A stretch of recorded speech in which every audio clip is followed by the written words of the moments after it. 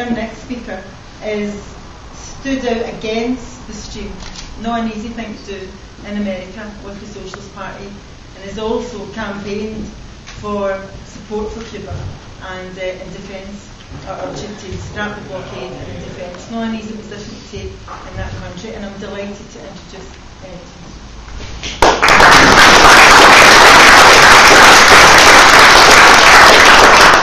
Yeah, I bring greetings from the Socialist Party of the United States to the Scottish Socialist Party.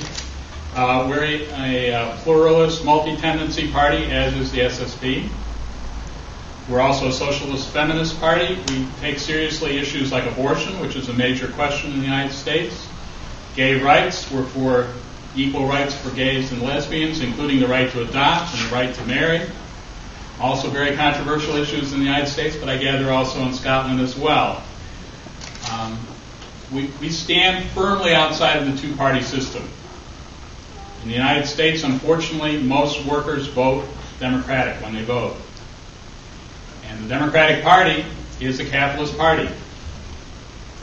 It's funded by the capitalists, funded quite generously by the capitalists in the tune of hundreds of millions of dollars. And it promotes capitalist policies. So it's a difficult task, but it's an important task for us because we feel that as long as working people are entwined within the Democratic Party, there's no hope for fundamental change. The first step has to be to break entirely from the Democratic Party. Now, the election of Obama created a lot of illusions, both in the United States and around the world, even in Scotland, I'm afraid. For the first time in the United States history, you had an African American who became president of the United States, and this in a country which had a history of 250 years of slavery. So there's no doubt it was a significant break. And furthermore, Obama always talked about the need for change. That was his rhetoric, his promise, although he never specified exactly what kind of change. But, people had hope that it would be progressive change. After a year of Obama's presidency, we can see very clearly that very little has changed. It's business as usual, unfortunately, in the United States. Since Obama has been president, the number of U.S. troops in Afghanistan has tripled. It's now approaching 100,000.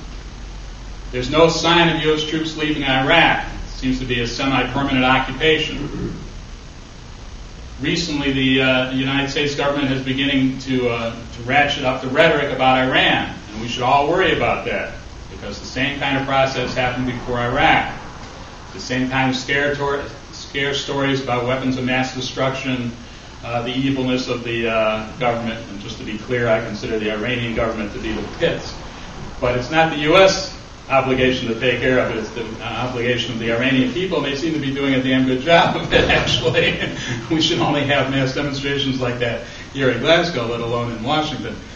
But we are seeing the same kind of upping of the ante, and I'm afraid that it's very possible the United States will start attacking Iran. This is all happening within a year of Obama's election. The latest budget he's talking about, after spending over $1 trillion bailing out the banks, now Obama says there's no money for social services. He's frozen social service expenditures, and we will see even more cuts in social service spending. The United States military budget is over $700 billion. Dwarfs the military budget of any other country in the world. But of course Obama keeps increasing it. So this is business as usual, and to expect any kind of change from a Democratic Party politician is foolishness. There's no way it's going to happen, whether it's John F. Kennedy or Lyndon Johnson or George McGovern, or the list goes on and on, or Barack Obama. They're all Democratic Party politicians. They're all paid for and working in the interest of the capitalist class. Now, in addition to opposing the Democratic Party, the Socialist Party USA recognizes that the United States, as most of the advanced capitalist countries, are facing a real crisis. We're in the worst economic downturn since the 1930s. And Obama really has nothing to say about it. The situation continues to get, if not worse, it's certainly not getting any better. More and more people drop out of the workforce, so unemployment rate statistics are increasingly irrelevant. So we face an economic crisis, we face an environmental crisis with climate change and other catastrophes confronting us. Again, Obama is not prepared to do anything about that as well.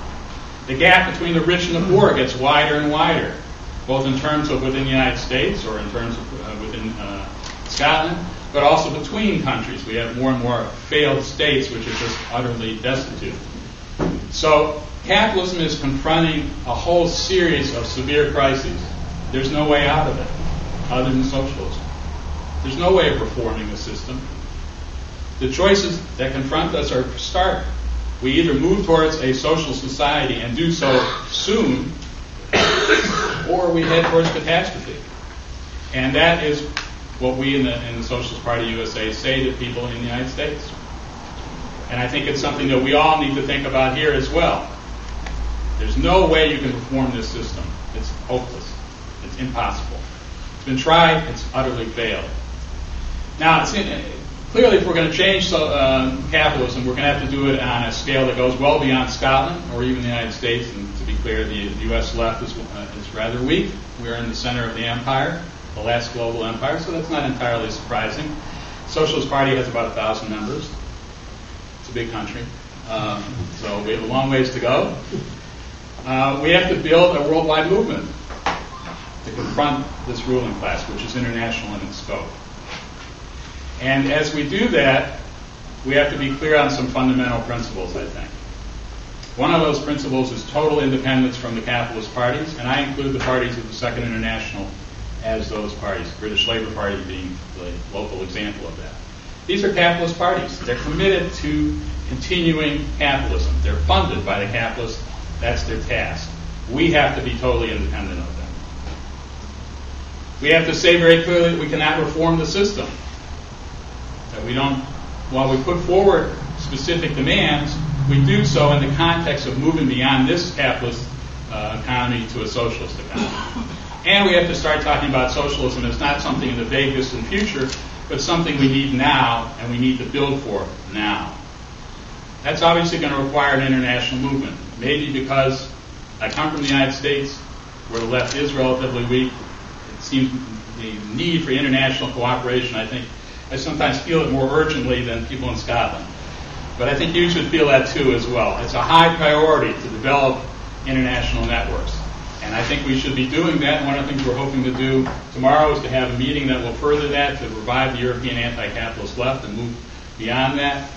Those kind of networks are essential. We should be starting to do joint projects, working out common statements. There's a lot of things we can do that cross national boundaries.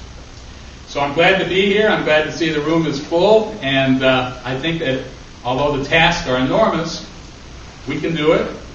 It's going to require a lot of work, and it's going to require a lot of international coordination, but we can build a democratic socialist future. We can make capitalism history and start building socialism now.